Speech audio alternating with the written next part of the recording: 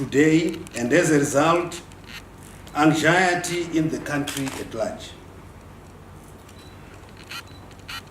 Zimbabwe's history is hinged on the ideals of the revolution dating back to the first Chiwenga, where thousands of people perished.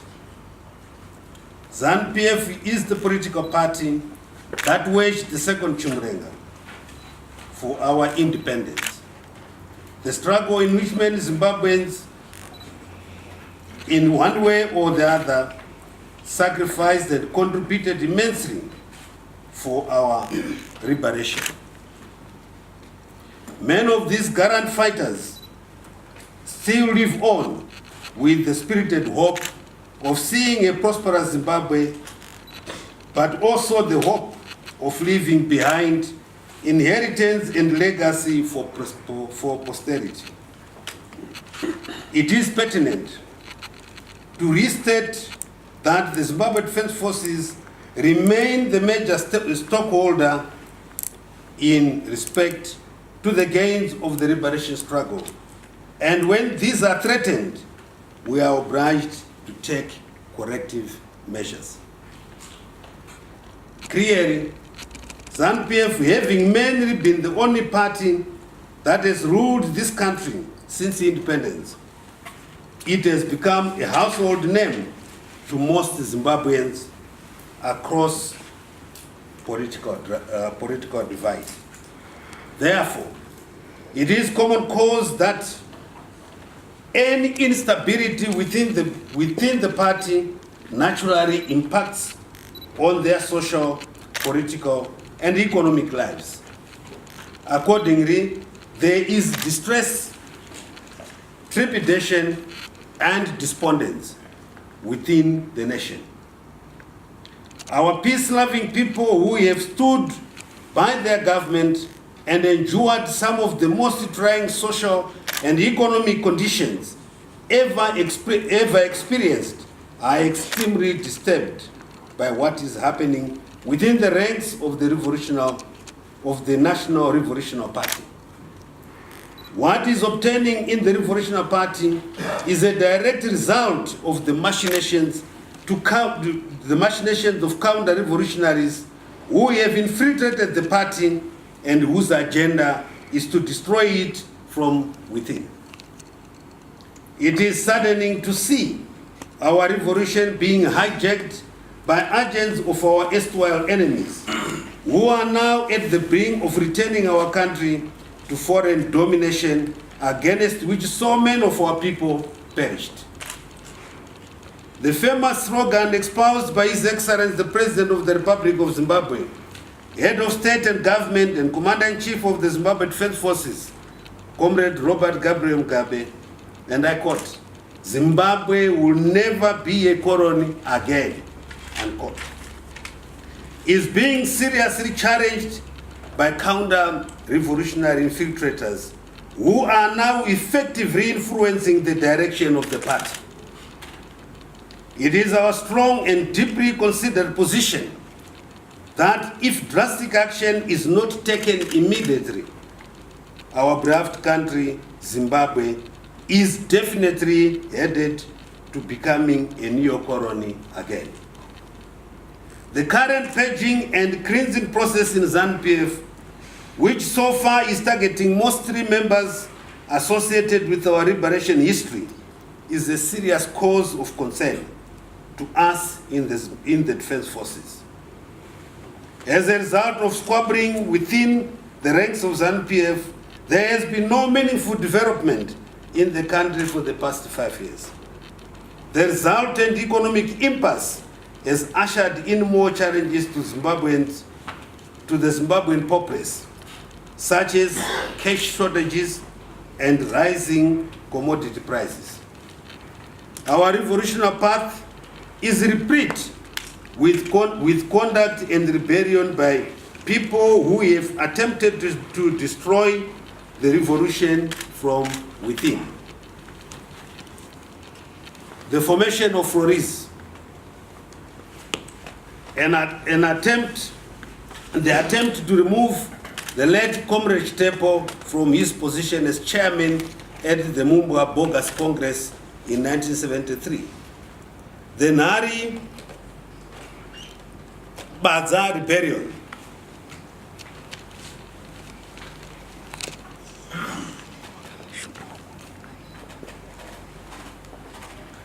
the Banik Story Rebellion soon after the death of Comrade Chitepo, the Vashandi 1 and 2, as well as the rebellion that led to the death of the late Zipra commander, Comrade Alfred Nikita Mangena. Among others are cases in point. Therefore, the current shenanigans by people who do not share the same liberation history of ZANU-PF party are not a surprise to us. But what is significant to us and the generality of Zimbabweans is to remember that all these rebellions were diffused by the military. But at no point did the military usurp power. We must remind those behind the current treacherous shenanigans that when it comes to matters of protecting our revolution, the military will not hesitate to step in.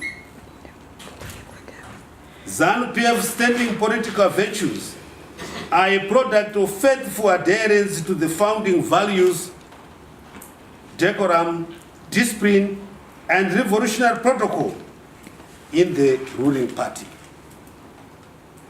Party orders were strictly adhered to, and whatever differences existed,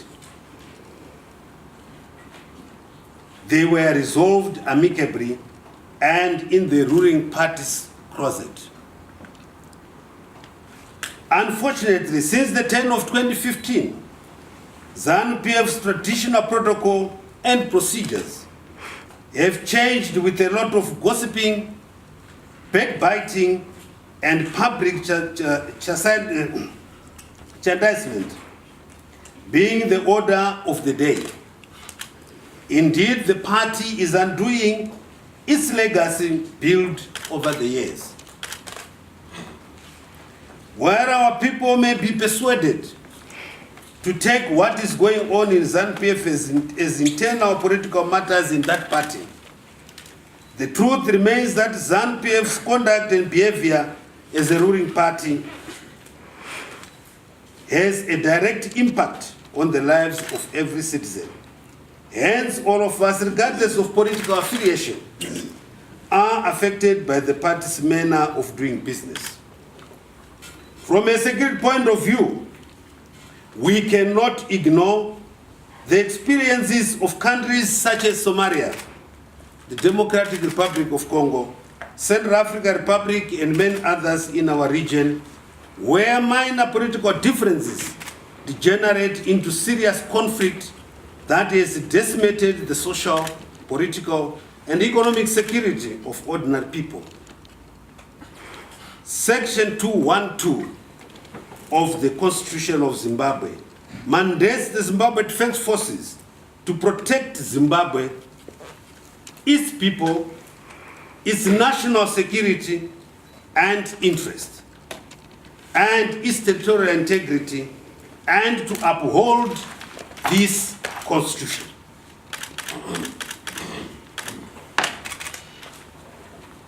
Among other security threats that are coming out of what is obtaining in ZANU-PF are the reckless utterances by politicians denigrating the military, which are causing despondence within the rank and file.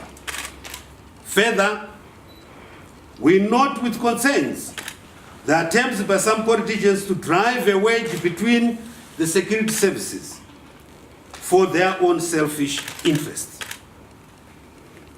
This is unacceptable. We take great exception to this behavior. There is only one Commander-in-Chief, His Excellency the President, Head of State and Government, and Commander-in-Chief of the Zimbabwe Defense Forces, Comrade Robert Gabriel Mugabe. The Military is an institution whose roles cut across the wider spectrum of government support functions in the form of military aid to civil power and military aid to civil ministries, which are roles derived from defense instruments. Therefore, we want to state here and now that the history of our revolution cannot be rewritten by those who have not been part of it. Having said that, we strongly urge the party, one, to stop reckless utterances by politicians from the ruling party, denigrating the military, which is causing alarm and despondence within the rank and file. Two, the current purging of which is clearly targeting members of the party with a liberation background must stop forthwith. The non-counter-revolutionary elements who have fomented the current instability in the party must be exposed and fished out. As the party goes for the extraordinary Congress, members must go with equal opportunity to exercise their democratic rights. Comrades and friends, ladies and gentlemen, we remain committed to protecting our legacy, and those bent on hijacking the revolution will not be allowed to do so. Further, we must understand that the freedoms that we enjoy today were as a result of supreme sacrifice by some of our countrymen and women, and this must not be taken for granted. Let us remove this air of uncertainty and allow Zimbabweans to enjoy their freedoms and rights as enshrined in the national constitution. I thank you.